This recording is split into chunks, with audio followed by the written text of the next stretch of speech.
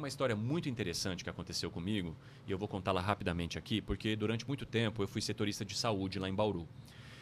Que foi uma época em que os hospitais mantidos pelo Estado tinham muita dificuldade em acolher pacientes que precisavam de transferência, que estavam internados em pronto-socorro. E aí eu ia todo dia para a porta do pronto-socorro mostrar quem estava esperando por internação. E aí um dia, passou um tempo em que o que começou a acontecer? Eu comecei a me tornar um mensageiro do que estava acontecendo para os parentes dos pacientes. Por quê? Virava uma confusão na frente do pronto-socorro, essas pessoas não conseguiam acessar os espaços, elas não conseguiam conversar com os representantes ali da saúde e elas não tinham acesso às informações sobre os seus parentes. Então o que eu fazia? Como eu conseguia entrar no pronto-socorro, eu chegava um pouco antes, anotava o nome dessas pessoas e o dos pacientes, chegava lá e perguntava ao médico: e esse paciente, como tá? E esse paciente, como tá? E esse paciente, como tá? E aí eu saía e informava as pessoas. Você era o porta-voz mesmo. Eu era o porta-voz, não para fazer a reportagem, mas só para acalmar o coração delas. E teve um determinado momento em que tinha um paciente que estava esperando muito tempo por internação e a filha dele estava muito aflita. E ela veio conversar comigo e eu parei um minutinho para escutá-la. Assim, eu estava com pressa aquele dia porque eu precisava entregar a matéria. A gente tem o chamado deadline, que é um tempo para a gente entregar para poder entrar naquela edição. Mas eu parei para ouvi-la.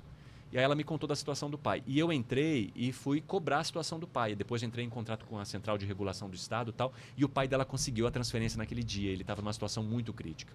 E depois, um dia, eu já não lembrava mais dela. Eu estava num evento e ela chegou e me abraçou assim muito forte, repentinamente. Eu até assustei na hora. Fiquei meio... Mas abracei também. Mas foi muito forte assim. Ela me abraçou mesmo. Assim, chegou de frente e me abraçou mesmo muito forte. E eu falei, oi, tudo bem? Ela falou: nossa, eu quero muito te agradecer. Aí eu falei: por quê, né? Aí ela falou assim: porque você permitiu que eu convivesse com meu pai mais alguns anos. Eu falei: nossa, né? Naquela hora eu realmente entendi o nosso papel. Por quê? Com aquela internação, ele conseguiu o atendimento de alta complexidade que ele precisava. E a partir daquilo ele conseguiu viver mais uns anos. Ele era idoso já. Então, para ela, aquilo teve muita importância. Porque, de certa forma, eu fui a ponte que garantiu o acesso à união com o pai dela por mais tempo. Se não fosse você ali. Exatamente. Talvez o pai dela tivesse morrido ali naquele pronto-socorro. Depois daquele dia foi que eu realmente compreendi o quanto o nosso papel vai além daquilo que aparece no vídeo. É um papel de escuta mesmo. É um papel de olhar para a pessoa. É um papel de ouvir o que ela tem para dizer. Se você não está disposto a fazer isso, dificilmente você vai conseguir ser jornalista.